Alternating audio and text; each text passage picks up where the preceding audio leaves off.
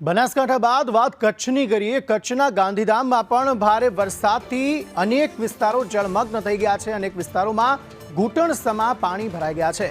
Gandhi market, Chawla ચોકમાં પાણી ભરાઈ ગયા છે। આ ઉપરાંત રેલવે સ્ટેશન, બસ સ્ટેશન વિસ્તારમાં પણ પાણી ભરાયા છે અને પાણી ભરાતા જે મુસાફરો છે તેમને પણ હાલાકી પડી રહી છે, રાહદારીઓ છે તેમને પણ હાલાકી પડી રહી છે, વાહન ચાલકો છે તેમને પણ તકલીફમાં મુકાવવું પડ્યું છે। કારણ કે કોઈ પણ વિસ્તાર એવો નથી કે જ્યાં પાણી ન ભરાયું હોય। રેલવે સ્ટેશન હોય કે બસ સ્ટેશન હોય, ગાંધી માર્કેટ, ચાવલા ચોક, આ તમામ વિસ્તારો હાલ પાણી જ પાણી આ વિસ્તારો જોવા મળી રહ્યા છે। તો તસવીરોમાં આપ સ્પષ્ટપણે જોઈ શકો છો કે કઈ રીતે વાહનો જે છે તે અડધા ડૂબ્યા છે, તેના ટાયરો અડધા ડૂબ્યા છે। તે પ્રકારનું પાણી જે છે તે મુખ્ય રસ્તાઓ પર ભરાયેલું જોવા મળી રહ્યું છે।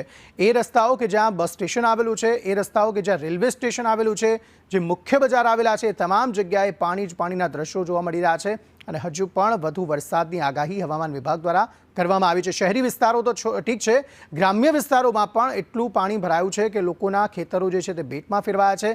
રાહદારીઓ મુશ્કેલી અનુભવી રહ્યા છે। બસ સ્ટેશનની અંદર પાણી ભરાયેલા આ જોવા મળી રહ્યા છે। એટલી ખરાબ પરિસ્થિતિ અત્યારે કચ્છમાં ગાંધીધામમાં ખાસ કરીને જોવા મળી રહી છે।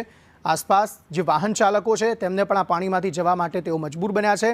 કેટલાક વાહનો આ પાણીમાં બંધ થયેલા પણ જોવા મળ્યા કે જે ડોલીને આ વિસ્તારમાંથી પોતાના વાહનો બહાર કાઢતા દેખાયા હતા।